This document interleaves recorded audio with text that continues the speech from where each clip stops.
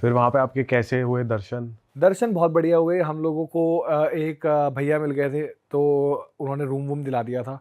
तो मैं usually last time भी जैसे मैंने बताया था, जब भी मैं जाता हूँ तो 2-3 दिन छोड़ के ही दर्शन करता हूँ, माइंड वाइंड जब थोड़ा फ्रेश हो जाए, बॉडी फिट हो जाए एकदम। बट मैं आई थिंक 1.5 हफ्ता रहा था मल्लिकार्जुन, और उस टाइम पे लास्ट सावन का मंडे भी पड़ रहा था जब मैं गया था। तो मेरे लिए बहुत होता। तो एक्चुअली क्या कि आप फ्री में जब दर्शन करते हो, मेरा क्या है, अर्ली मॉर्निंग जाके दर्शन कर लो, भीड़ नहीं होती। 5 अगर 4 बजे मंदिर खुल रहा है, 4:30 बजे पहुंच जाओ आप दर्शन करने, खत्म हो गए। तो सबको इतना आता नहीं है, और बहुत ही पॉजिटिव वाइब्स होती है मंदिर में सुबह सुबह। तो मैं पहले जब 6 से 7 दिन दर्शन करे हैं, तो मैंने नॉर्मली, आप ऐसे जाते हो, यूं लाइन बना के जाते हो, फिर एक प्लेटफॉर्म है, प्लेटफॉर्म के ऊपर थोड़ा चढ़ के आप दर्शन ऐसे करते हो मल्लिकार्जुन के। पर अगर आपको उनको स्पर्श करना है या जल चढ़ाना है, तो मंदिर समिति को आपको आई थिंक वो होता है, मैंने 500 रुपये दिए थे, तो वो आपको ऑनलाइन नहीं होता है, ऐसा कोई एजेंट वेजेंट कुछ भी नहीं है। आपको मंदिर समिति को ऑनलाइन पे करना पड़ता है। आप उसमें जाके, तो जब लास्ट सोमवार था तो मेरे को जल चढ़ाना था महादेव को, मैंने कहा कि सावन का आखिरी है, तो मैंने वो दे के ऑनलाइन पेमेंट करके तब मैंने स्पर्श किया था और जल चढ़ाया था उनको। तो वो दर्शन भी मेरे लिए आई थिंक बहुत ही वो है, क्योंकि मेरे को लगता है कि इतना पीसफुल बार बार दर्शन करना, जैसे मेरे लिए जो बेस्ट एक्सपीरियंसेस ज्योतिर्लिंग के रहे हैं, वो वही ज्योतिर्लिंग रहे हैं जिसमें भीड़ कम है। जैसे गृष्णेश्वर है। अब गृष्णेश्वर जो औरंगाबाद में हमारे वो हैं, 12वें ज्योतिर्लिंग है। ऐसे ज्योतिर्लिंग पे मेरे को कोई 15 मिनट शिवलिंग से हिलाएगा नहीं। आप समझ रहे हो, मैं स्पर्श करके बैठ सकता हूँ, मैं गर्भगृह में आराम से पीछे जाके चुप्त बैठ सकता हूँ, मेरे को पंडित कोई कुछ नहीं कहेगा, मेरे को कुछ नहीं। बट यही अगर मैं काशी विश्वनाथ जाऊँ, महाकाल में तो स्पर्श ही नहीं करने देंगे।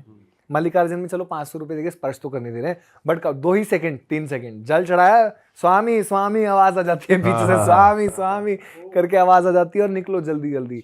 बट गृष्णेश्वर हो गए, भीमा शंकर हो गए, ये कुछ ऐसे ज्योतिर्लिंग है जहां बैठ सकते हो आराम से। आप गर्भगृह में 10-15, सावन के टाइम छोड़ के, मंडे ट्यूसडे जाओ, आप नॉर्मल ऐसी टाइम पे जाओ, आप वीकेंड में भी जाओगे इतने लोग नहीं आते हैं। और यहीं पे अजंता एलोरा वाली केज है, जो कैलाश मंदिर जो बना हुआ है, जो एक ही उसमें कार्व्ड है, वो भी बस बराबर में ही है गृष्णेश्वर के। तो मेरे को जो स्पेशल, बिकॉज मुझे ऐसा लगता है इतने टाइम बाद अगर आप आए हो, तो दर्शन का एक महत्व, जितना टाइम मिल जाए उतना अच्छा है। सही बात है। तो आज नहीं मिलता है तो बार बार करेंगे दर्शन, फिर जैसे मल्लिकार्जुन बार बार, काशी विश्वनाथ 4 बार दर्शन किए थे। तो मैं जितने दिन रह रहा हूँ, फिर उतने दिन एक्स्ट्रा 2 दिन छोड़ के, जो मैंने स्टार्टिंग में नहीं कर रहा हूँ, पर जितने दिन एक्स्ट्रा मैं रह रहा हूँ, रोज सुबह दर्शन करने हैं। फिर पूरे दिन कुछ भी करो, बट रोज सुबह दर्शन कर लो, जितनी बार आए हो उतनी बार दर्शन कर लो।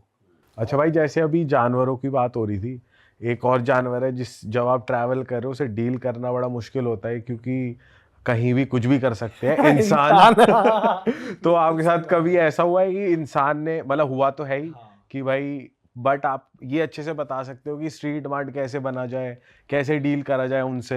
आई थिंक मुझे लगता है कि अब ये पुराने टाइम तो रह नहीं गया है, राजा हरिश्चंद्र वाला, है ना। तो मुझे लगता है कि झूठ का सहारा लेना बहुत ज़्यादा इंपॉर्टेंट है हमारी लाइफ में, और मैंने बहुत बारी लिया है। जैसे कि लास्ट टाइम जैसे मैं बताया था कि ऐसे अगर मेरे को, वो भी आपको देख के, ऐसा नहीं है आप कभी भी किसी भी टाइम झूठ बोल दो, वो भी दे। अब जैसे मैं कर्नाटका में एक बार चल रहा था, तो शाम सी हो गई थी, तो मैं लगातार बस ये कोशिश कर रहा हूँ कि यार मेरे को कोई जगह मिल जाए, मैं कोई ऐसी जगह पहुंच जाऊं, क्योंकि हाईवे है पूरा, उस पर भी अंधेरा हो रहा है। मैं कहीं ऐसी जगह अगर पहुंच गया जहाँ पे दुकान, चाय की दुकान भी होगी, मैं सेफ हूँ, ठीक है। अब 2-4 लोग बाइक पे आके वो ऐसे पहले रोक रहे हैं, तो फिर मैंने कहा ए प्लीज़ मत करो ऐसा, ठीक है। तो उसको पहले लगा कि यार, अब मेरे को कन्नड़ा तो आती नहीं थी, तो पर मेरे को तमिल थोड़ी थोड़ी आने लग गई थी। तो मैंने उसको बोला कि अगर मैं तमिल भी इससे थोड़ी वैसे बात करूँ तो समझ जाएगा कि ये साउथ वाउथ का बंदा है, पर मैंने कहा ये ऐसे ही नहीं समझेगा। तो बोलता है, 2-4 टाइम बाद वो बोला है ना, ओड़ा अपन ऐसे करके हाथ पकड़ने। तो मैंने उसका हाथ झटकाया, क्योंकि मेरे पास रक्सा कितना बड़ा रहता है, अगर आप देखोगे तो। मैं ऐसा नहीं साधु संत की तरह तो चलता नहीं, ट्रैकिंग पैंट्स और ये शर्ट, और लकीली उस दिन मेरे पास ग्रीन हाइकिंग शर्ट थी। तो मैंने कहा ए पोड़ा पो, तो बोला व्हाट हैपेंड। मैंने कहा आर्मी पर्सनल एरिया का, आर्मी वाला आदमी हूँ। मैंने कहा टच किया तो अभी फिर बटालियन आएगी और मारेगी ऊपर से। मैंने कहा पो, फौरन निकल। तो वो पीछे वाला बंदा रिबन से बोल रहा है चल चल चल चल, आर्मी वाला है, पागल है ऐसे। तो वो चले गए। तो आई थिंक वही वाली, और वो मेरे एज के लिए तो मेरे को समझता था कि ये अभी खाएंगे मेरे से मात। तो एक बार मेरे साथ ऐसा ही से महाराष्ट्र के एरिया में हो रहा था, थोड़े दारू पीने वाले लोग मिल गए थे। तो बोला कि पहले आराम से बात करने लगे, अब मैं थका हुआ था, तो मैंने उसको बोला यार अब मेरे को माफ़ करो, अब मैं जा रहा हूँ, ठीक है। तो बोले नहीं थोड़ी देर, तो मेरे को थोड़ा लगा, तो मैंने उनको बोल दिया यार, मैंने कहा ऐसा नहीं होता है, कोई आप पी रहे हो, आप यहीं बैठे हो, मैंने कहा मैं तो बहुत दूर से चल के आ रहा हूँ ना, आपको पीनी आप पियो, मेरे को सोना है, मेरे को खाना है, मेरा बदन दुख रहा है पूरा। तो उसको ईगो लग गया कि तू कैसे चला जाएगा, ये है वो है, और ऐसे कैसे बैठना पड़ेगा, तू जानता नहीं है मैं कौन हूँ और ऐसा। तो मैंने उसको बोला कि तू नहीं जानता है मैं कौन हूँ? तो बोला क्या है, कौन है तू? मैंने कहा मैं छोड़ दी, मेरा बाप सुप्रीम कोर्ट का जज है। तो वो 2 मिनट करके ऐसे बोला, मैंने कहा जय नहीं, मैंने कहा अभी तुम मार सकते हो कुछ कर, कल ये सोचो कि पूरे गांव का क्या होगा अगर मैंने फोन करा दिया, कुछ हो गया। मैंने कहा पुलिस तुमको तुम्हारे ही घर से, मैंने कहा विधायक भी नहीं बचा पाएगा। अब है नहीं मेरे पापा सुप्रीम कोर्ट के जज। ये बहुत ही वेग चीज है, ठीक है। बट उस टाइम पे झूठ बोलना बहुत नेसेसरी था। अगर मैं नहीं बोलता, अगर मैं ये भी बोलता ना पुलिस वाले मेरे पापा या कुछ, तो शायद इंटेंसिटी नहीं समझते। बट सुप्रीम कोर्ट के जज एक इतनी बड़ी इंटेंसिटी हो जाती है कि जस्टिस से बड़ा कौन है? कोई नहीं है ना। तो मतलब कि अगर चीफ मिनिस्टर भी होगा तो भी शायद वो हाथ डालने से, और वो चीफ मिनिस्टर तो इतना तो बड़ा होगा नहीं कि वो चीफ मिनिस्टर को जानता होगा और मेरे साथ ऐसे दारू पी रहा है। हाँ, तो ज्यादा से ज्यादा विधायक का कोई जान पहचान वाला होगा या कुछ ऐसा। तो उसको कैसे समझाना है? उसको मैं पुलिस वाले अगर ये भी बोलता ना डीएसपी का, तो भी वो मेरे को नीचा कर देता कि विधायक तो और तेरा वहां। पर सुप्रीम कोर्ट का जस्टिस मतलब सुप्रीम कोर्ट का जस्टिस है, तो वो इंडिया का सुप्रीम कोर्ट का। तो ऐसे कुछ इंस्टेंसेस हैं जो मुझे लगता है सिर्फ मुझे भी नहीं, स्पेशली फीमेल ट्रैवलर्स को भी इस फील्ड में यूज करना चाहिए। मैं ये नहीं बोल रहा हूँ आप झूठे बनो, बट झूठ का सहारा लेना बहुत जरूरी है ट्रैवल करते हुए। मैंने भी काफी बार लिया है। किसी को मैंने ये बोला है मेरा बाप डीएसपी है जब जरूरत पड़ी है, किसी को बोला है सुप्रीम कोर्ट का जज है भाई, किसी को ये बोला है मैं खुद आर्मी वाला हूँ। पर उसके लिए वो था बैग वैग था, ऐसा ही नहीं कि क्या समझा है अभी यात्रा पे ऊपर, इसका मतलब ये नहीं। मैंने कहा अभी बटालियन बैंगलोर में ही है, अभी बटालियन मैंने कहा आ गई तो प्रॉब्लम हो जाएगी फिर। तो ये बहुत ही स्ट्रीट स्मार्ट रहने के बहुत तरीके हैं, क्योंकि आप हर टाइम प्लीज प्लीज करके नहीं बच सकते। करेक्ट, सही बात है। Sometimes you have to be strong. Sometimes अब 5 बंदे मेरे को 6 बंदे घेर लेंगे तो मेरा कुत्ता भी कुछ नहीं कर पाएगा, समझ लो। डंडा उसको पड़ गया है, कुछ हो गया तो उसके लिए भी हार्मफुल है। And he is not trained. Butter को मैंने ऐसा कभी ट्रेन नहीं किया कि अटैक कर जाके। मालिक को कुछ हो जाएगा, ऐसा कुछ हो जाएगा तो नो प्रॉब्लम, वो हो सकता है अटैक करे या बचाने के लिए वो, बट वो ऐसी एग्रेसिव उसको ट्रेनिंग नहीं दी है कि, क्योंकि उसको घर वालों के बीच में रहना है, मेहमान आएंगे उनके दोस्तों के बीच में रहना है, तो उसको ऐसी ट्रेनिंग देना कि भाई काट ले किसी को, ये कर ले, बहुत ही इनअप्रोप्रिएट है मेरे लिए। तो और मैं भी नहीं चाहता कि वो इस चीज़ में इंगेज करे, क्योंकि लोगों के पास कब क्या हो जाए पता नहीं है। अब जैसे कि वही वाली चीज़ है कि ये वाली चीज़ मैंने पहले ही देख लिया था, जितने भी झूठ मैंने बोले हैं, किसी के पास बंदूक ना हो, है ना। अगर बंदूक वहाँ होती तो ये झूठ भी काम नहीं आते। तो ये बहुत ही सुझाव वाली चीज़ है। मैं ऊपर से नीचे जब भी चलता हूँ तो सबसे पहले मैं आदमी के पैर से लेके ऊपर से नीचे तक देख लेता हूँ कि क्या है, क्योंकि किसी के पास बंदूक भी होती है तो साइड में ऐसा, तो बहुत ही छोटे से जेस्चर हैं कि आप कैसे देखते हो, कैसे बैठे हो। प्रेजेंस ऑफ माइंड होना जरूरी है। प्रेजेंस ऑफ माइंड होना जरूरी है, बहुत ही ज्यादा जरूरी है। तो यही कुछ चीजें हैं। जैसे मैं घड़ी, अभी मेरा शौक है कि मैं ऐसे पहनता हूँ, बट जानबूझ के अगर मैं बैठा होता तो मैं ऐसे करके तो आदमी को लगता है कि ये कहीं आर्मी कुछ है क्या, ये मिलिट्री वाला है क्या, चलता भी ऐसे है थोड़ा वैसे भी। अब वो क्या है कि मसल ऐसी हो गई, आदत हो गई है। जब आदमी 25-25 किलोमीटर दिन में ऐसे चलेगा तो ऐसे ही चलेगा, फिर मेरी बॉडी मसल मेमोरी है, वो मेरे को सिखाया नहीं गया है, वो मसल मेमोरी हो गई है। बट ये रिकॉल करना बहुत ज़रूरी है किस टाइम पे कौन सा झूठ बोलना है। आई थिंक स्ट्रीट स्मार्ट होने के लिए बहुत ज़रूरी है भाई।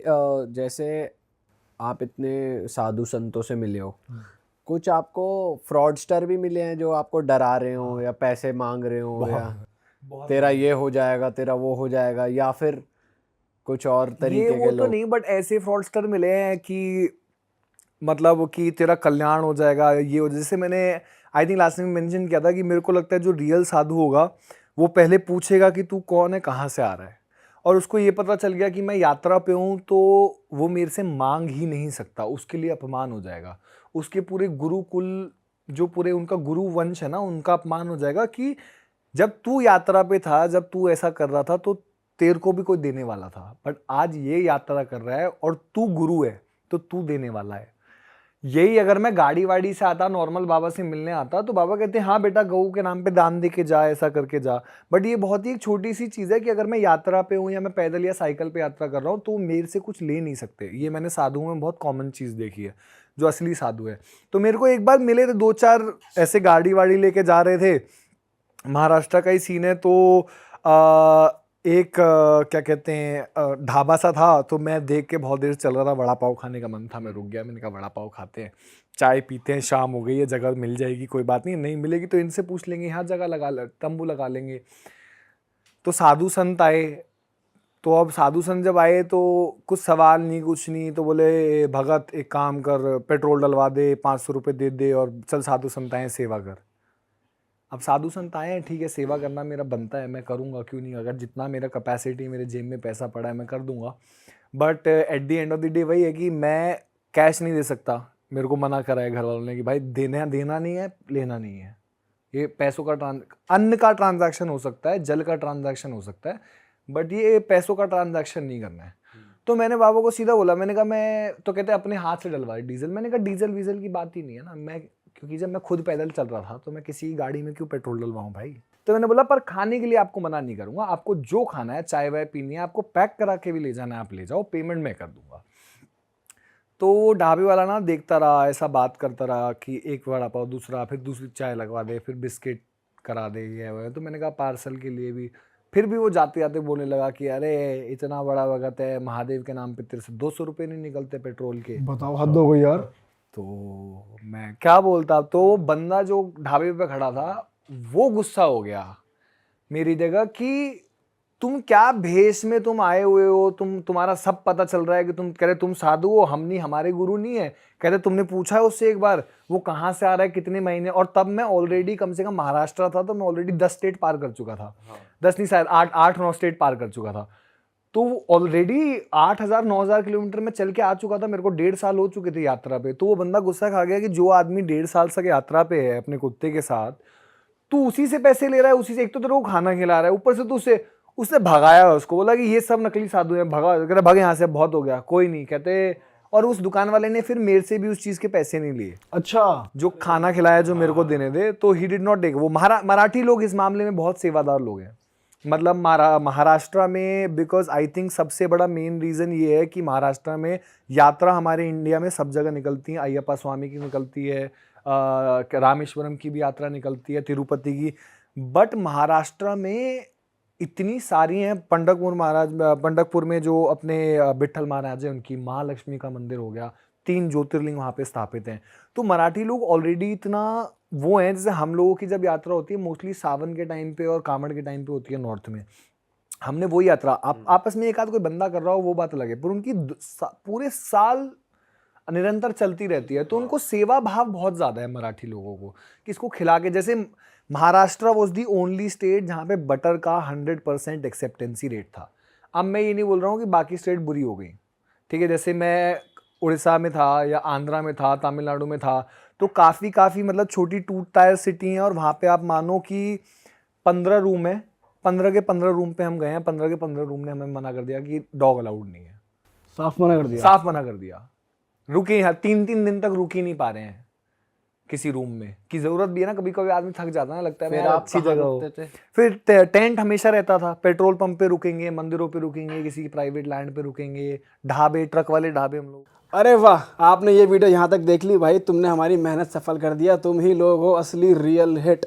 और अगर आपको बहुत मजा आ रहा है ऐसी क्लिप्स में, ऐसी वीडियोस में, तो फटाफट जाइए प्लेलिस्ट पे, बिंज वॉच कीजिए और सारी वीडियोस देख डालो और मौज काटो। That is it. हम मिलेंगे नए पॉडकास्ट में, नए क्लिप में। Till then bye bye, see you, take care, do subscribe.